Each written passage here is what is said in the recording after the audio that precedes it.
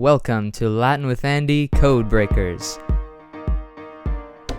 And in this lesson, we're going to start talking about nouns and their cases. Should be fun. It may seem strange, but if we're going to know anything about Latin nouns, we actually have to know a little bit about English nouns, because nouns are one of the most important parts of any language, just like these. Nouns can be people, places, things, activities, or ideas. These are your main characters. They get to do the action, receive the action, relate to each other, and ultimately have fun together. Latin is like a code.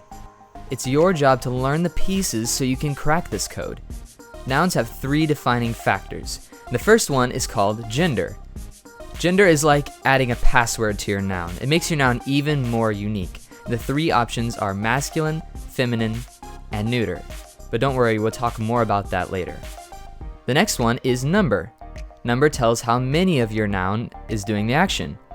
It can either be singular, one, or plural, more than one. It's that simple. And then we have case. Whoa, hang on. What is a case? A case is like a job. Believe it or not, just like people, nouns can have jobs too. So whenever you think of the word case, think of the word job. The first job that we're going to be talking about today is subjects. We're going to be using a code word for this as well. Whenever you think of the word subjects, refer to it as nominative. And always refer to it as nominative so that only code breakers can know what you're talking about. Let's try out some examples. The key to finding the subject of your sentence is first to find the action. So in our first sentence here, we have God loves. So what is the action? What is happening in the sentence? It's pretty easy to find, right? Loves is our action. So then all we have to do is ask who is doing the loving. So in our first sentence, our subject is God. God loves, right? Alright, we can do the same thing for our second sentence. The fire burns. Where is the action? Our action here is burns. So now we ask who or what is doing the burning. And our subject here is going to be fire. Possessive nouns own other nouns. They're important because they show who some nouns belong to. In Latin, our code word for possessive is going to be genitive. So whenever you think possessive, always refer to it as genitive. The easiest way to identify genitive in an English sentence is to look for that little apostrophe that pops up in a sentence. But be careful, not everything that has an S is plural. You have to watch out for that. Another way that the genitive can be expressed is through an of phrase. Of the something. That's another way that it can be expressed, so watch out for that as well. A direct object is basically what it sounds like. It directly receives the action that the subject is doing. So if you want to find a direct object, first find the action, then find the actor, the subject, and then look for what the subject is acting on. That'll be your direct object. In Latin, our code word for direct object is going to be accusative. So remember that. So whenever you think of direct object, always refer to it as accusative. Let's try finding some direct objects. Our first sentence here is Bob hunts deer. So we have our verb, our action, hunts, and our subject, Bob. Now, what is Bob hunting? Well, he hunts deer. So there we have our direct object, or as we call it, accusative. In our next sentence, George eats a sandwich. We have our action, which is eats, and then the subject, George.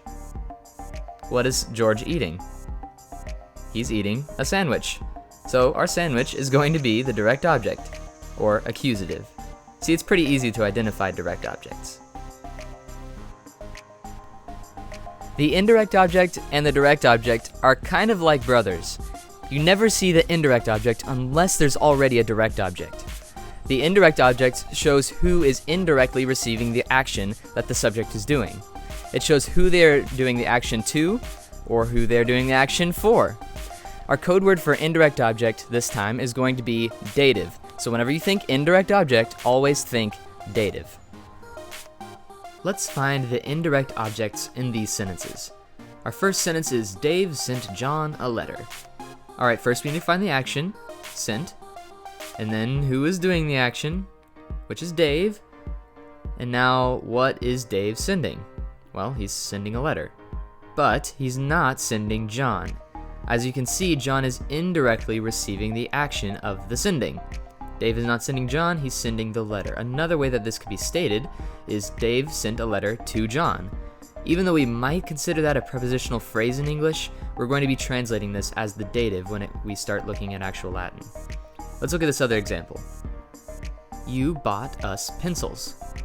Okay, so the action is bought, and the subject is you. And then we see our direct object is pencils, because you did not buy us, you bought the pencils, right? Us is indirectly receiving the action. And as we can see right below that, another way to state that would be you bought pencils for us. So once again, that is another way we could translate the dative. Our fifth and final case that we're going to be talking about is the object of the preposition.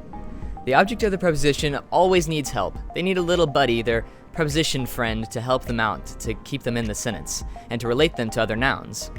But this makes it easy on us. If you want to find the object of the preposition, all you have to do is find the preposition first, and then you found your object of the preposition. The code word we're going to be using for object of the preposition is going to be ablative. So once again, if you think of object of the preposition, always think of the ablative. The object of the preposition is super easy to identify because all we need to identify it is the preposition, and usually the prepositions are pretty short words. Looking at this first example, we have my boat sails in the ocean. First we find the preposition. It's pretty easy to find, it's that little word in. Now the object of the preposition is just basically going to be right next to it. Ocean. In the ocean is our prepositional phrase, ocean being the object of the preposition, or ablative. In our second example, we have they stand on the dock. Where's our preposition? I bet you see it right there, it is on. And that would make our object of the preposition dock.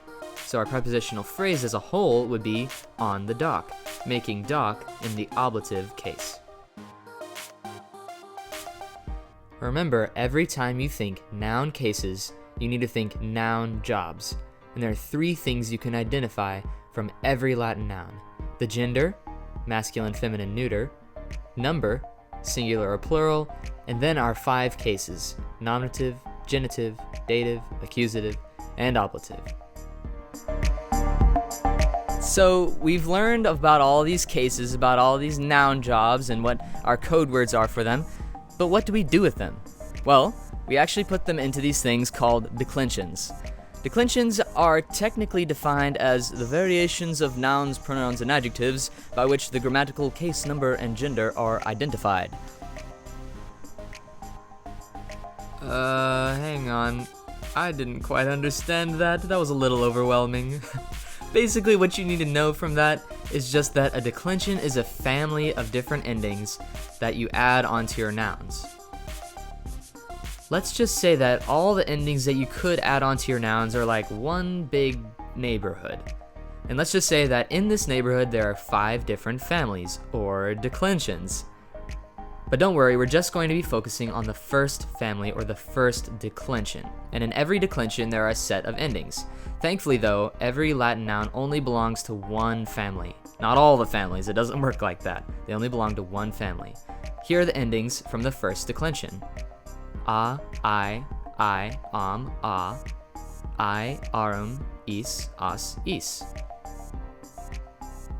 Let's try declining a noun of our own. The way to do that is to start by finding what is called the stem.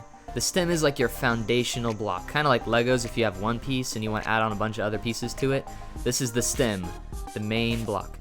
And all we have to do is take the genitive singular form, that's the second one down the list, and take off the AE. The rest of the word will be the stem. So let's copy out we for we are all the way down this list. Then all we have to do is add on our endings. A, I, a, arum, is, as, is. See, it's pretty simple, and you do this with every single first declension noun that you come across. You just add on these same endings onto the main stem. There you go, code breakers. See, Latin can be a lot more fun if we just treat it like a puzzle. Or a code.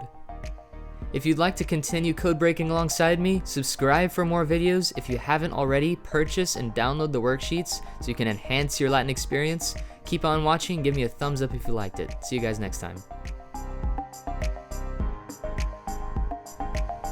Hey guys, welcome to Latin with Andy Codebreakers. I'm Andy, and those are my sisters. We're here to have some Latin fun.